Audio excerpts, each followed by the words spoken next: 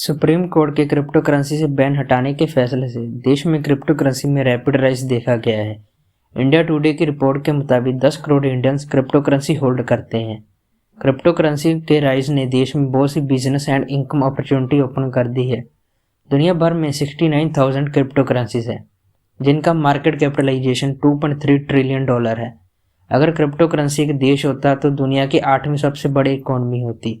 नमस्कार दोस्तों, आज हम जानेंगे क्रिप्टो करेंसी क्या है, क्रिप्टो करेंसी कैसे वर्क करती है, इंडिया में क्रिप्टो करेंसी की जर्नी और इंडिया में क्रिप्टो करेंसी पर किस तरह टैक्स लगता है। वीडियो को शुरू करने से पहले मैं बता दूं कि भारत में क्रिप्टो करेंसी लीगल टेंडर नहीं है, ना ही क्रिप्टो पर बैन है। Both the Reserve Bank of India and the Government of India have consistently maintained a position and have made it public repeatedly that this is not a lawful legal tender in India. And therefore that protection is not available. It is operating online. That's a separate matter.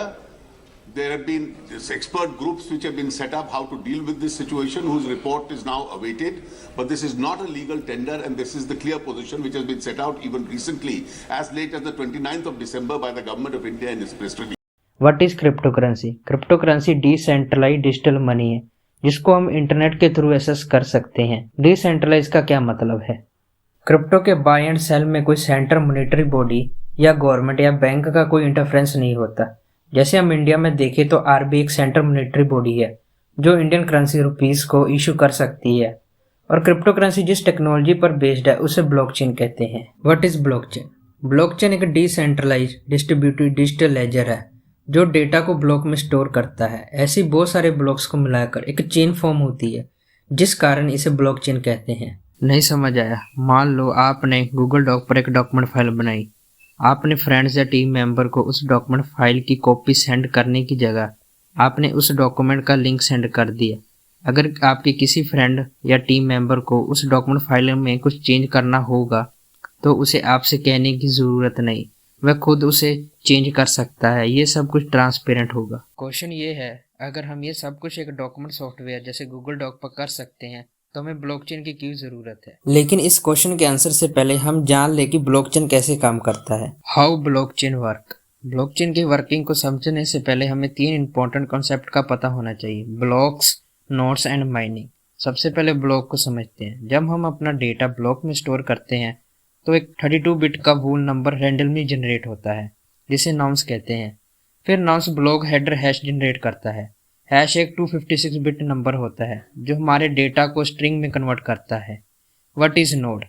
Nodes server का या computer के network को कहते हैं जो हमारे data store करता है। What is mining? Minor blockchain में न्यू ब्लॉक को ऐड करने के लिए कॉम्प्लेक्स मैथमेटिकल इक्वेशन सॉल्व करता है। इस प्रोसेस को माइनिंग कहते हैं। कॉम्प्लेक्स मैथमेटिकल इक्वेशन सॉल्व करने का क्या रीजन है?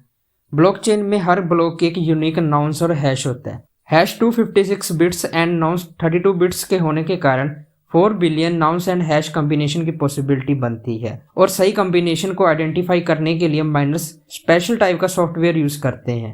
न्यू ब्लॉक को चेन में ऐड करने से पहले माइनर्स को उससे पिछले ब्लॉक की वेरिफिकेशन करनी होगी, तब न्यू ब्लॉक को चेन में ऐड कर सकेंगे, जिस कारण ब्लॉक चेन हाईली सिक्योर होता है। इस टाइप की सिक्योरिटी किसी भी सॉफ्टवेयर में मिलना इम्पॉसिबल है। और माइनर्स को ये प्रोसेस सक्सेसफुली करने के बदले में रिवॉर्ड्स में कुछ क्रिप्टो करेंसीज मिलती है। Crypto currency journey in India 2013 में आरबीआई एक सर्कुलर इशू करती है जिसमें क्रिप्टो करेंसी रिलेटेड वार्निंग होती है, लेकिन बैंक फिर भी क्रिप्टो ट्रांजैक्शन एक्सेप्ट करते हैं।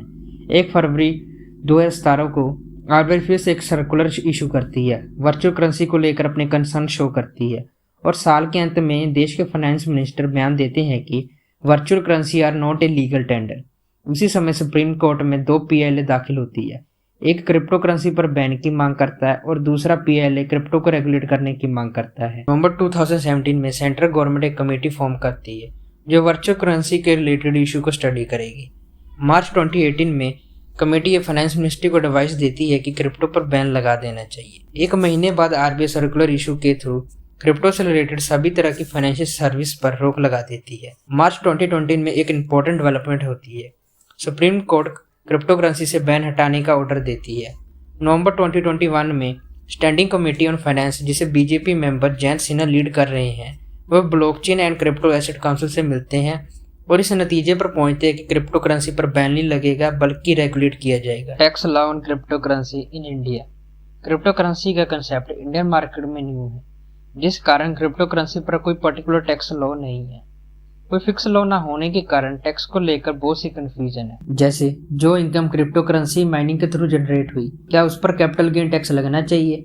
पर 1981 के बीसी श्रीनिवासन शेट्टी के केस में सुप्रीम कोर्ट के एक जजमेंट के मुताबिक सेल्फ जनरेटेड इनकम पर किसी भी तरह का कैपिटल गेन टैक्स नहीं लगेगा, जिस कारण क्रिप्टो करेंसी पर कैपिटल गेन टैक्स नहीं लगता। पर income tax department income generated through crypto mining को इनकम फ्रॉम अदर सोर्स के दायरे में मानते हुए क्रिप्टो पर टैक्स लगा सकती है, जो कि इनकम टैक्स स्लैब के मुताबिक भरना पड़ेगा। दूसरा केस ये बन सकता है कि हम क्रिप्टो करेंसी को एज इन्वेस्टमेंट के लिए यूज करें। अगर क्रिप्टो करेंसी को एज इन्वेस्टमेंट पर्पस के लिए यूज करते हैं तो इस पर long term and short term capital gain tax भरना पड़ेगा। लॉन्ग टर्म कैपिटल गेन में 20% टैक्स और शॉर्ट टर्म कैपिटल गेन में इनकम स्लैब के मुताबिक टैक्स भरना पड़ेगा। लॉन्ग टर्म का मतलब है 3 साल या उससे अधिक के लिए क्रिप्टो को होल्ड कर। आज की वीडियो में इतना ही। अगर वीडियो अच्छी लगी तो लाइक, सब्सक्राइब एंड शेयर करें।